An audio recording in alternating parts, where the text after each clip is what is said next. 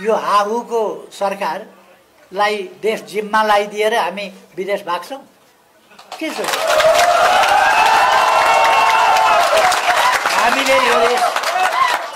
हामीले यो देश बनाउनु पर्ने छ।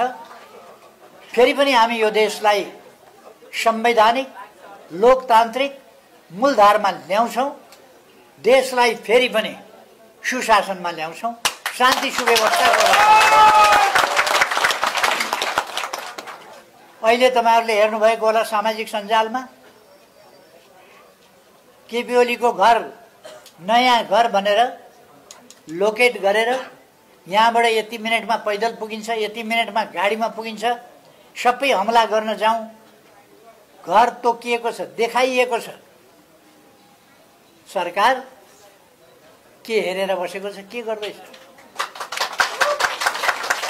अनि सरकारले त्यति बेला सुविधाहरू फिर्ता गर्छु, गाडी फिर्ता गर्छु, पासपोर्ट रोक्छु, यिनीहरूमाथि मुद्दा चलाउँछु धाक लगाएर बसेको छ। सरकारका केही कर्तव्य हुन्छन् कि हुँदैनन् म सोध्न चाहन्छु। सरकारमा हुनेहरूले सुविधा चाहिएन, सुरक्षा दिनुपर्छ कि पर्दैन? असुरक्षामा देश हाल्ने, असुरक्षाको माध्यमबाट सरकारमा पुग्ने, आतंक फिजाएर सरकारमा पुग्ने अनि अरूलाई सुरक्षा दिन्न भन्ने। हामीलाई एक्सपोज गरोस् सरकारले हामीले भनेका कुराहरू, गरेका कामहरू सारा। मन्त्री परिषदका केही निर्णय ओली सरकारले सिफारिस गरेका या प्रस्ताव गरेका, ओली सरकारले भनेको मैले निर्देशन दिएर कुनै प्रस्ताव आएको हुँदैन, मन्त्रालयले आवश्यकता अनुसार प्रस्ताव ल्याएका हुन्छन्, ती प्रस्ताव क्याबिनेटले हेरेर पास गर्ने हो।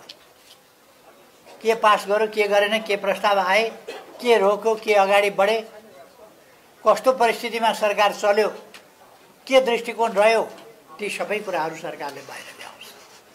भ्रष्टाचार गर्यो भन्ने हल्ला गरेर हुँदैन। कहाँ भ्रष्टाचार गर्यो, केमा कमिसन खायो, केमा घुस खायो, केमा भ्रष्टाचार गर्यो, त्यस प्रकारका कुराहरू अफवाह चलाएर